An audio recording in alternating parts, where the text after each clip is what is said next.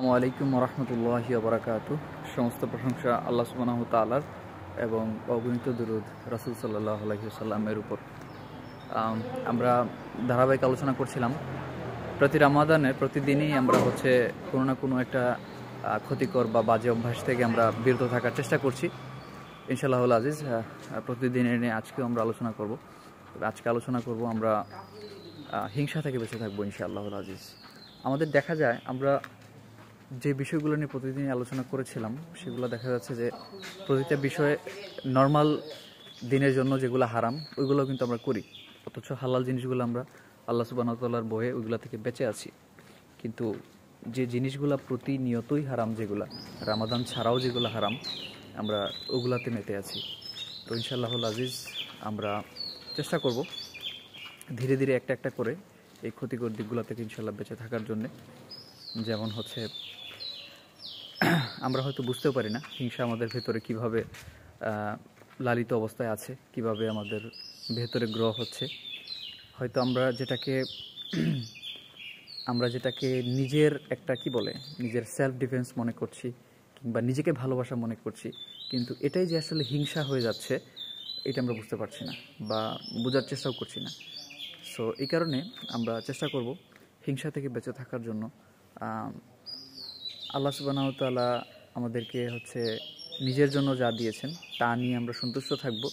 আমরা আসলে অপরের দিকে তাকাবো না, ঠিক আছে? মানে যদি কারো কোনো কিছু ভালো থাকে তাহলে আমরা আসলে তার জন্য দোয়া করব এবং সেটার প্রশংসা করব। আল্লাহর কাছে হয়তো তার জন্য আমরা দোয়া করব। আমরা এমন হয়েছে এখন যে কেউ যদি একটু সুন্দরও হয়, লেটস সে আপনার কোনো একদিনই ভাই সুন্দর হলো, একটু আপনার চেয়ে স্মার্ট সুন্দর হলো, তার দাড়িটা একটু সুন্দর, তাও আমাদের খারাপ লাগে যে হ্যাঁ ওর দাড়িটা সুন্দর, আমার দাড়িটা সুন্দর না। সো এইসব দিক থেকে আমাদের বেঁচে থাকতে হবে ইনশাআল্লাহ। আমরা এরকম কিছু দেখলে আমরা মাশাআল্লাহ বলবো, আল্লাহ সুবহানাহু ওয়া তাআলার কৃতজ্ঞতা আদায় করব এবং আল্লাহর কাছে হয়তো আমরা চাইতে পারি, আল্লাহ বলতে পারি আমরা মাশাআল্লাহ ওই ভাইয়ের দাড়িটা কত সুন্দর, আল্লাহ তুমি আমারও দাড়িটা এরকম বানিয়ে দাও। আল্লাহর কাছে চাইতে পারি, আল্লাহর তো কোনো লস নাই। আপনাকে যদি ওরকম বানিয়ে দেন আল্লাহর তো লস নাই। সো আমরা আল্লাহর কাছে চাইবো।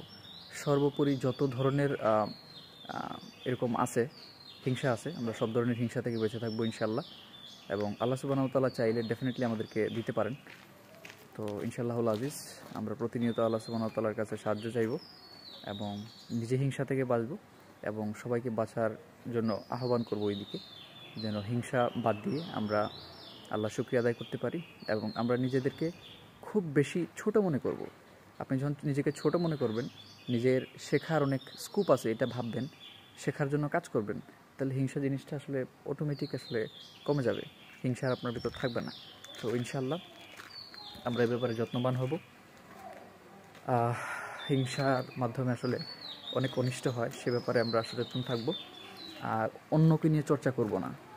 এই অন্যদের পরচর্চাটা খুব খারাপ জিনিস। অন্যদের নিয়ে চর্চা করলেই এই জিনিসগুলো মাথায় আসে। তো ইনশাআল্লাহুল আজিজ আজকে পর্যন্ত থাকবে। সবাই এই গুনাহগার বান্দার জন্য দোয়া করবেন, আল্লাহ যেন আমাকে মাফ করে দেন।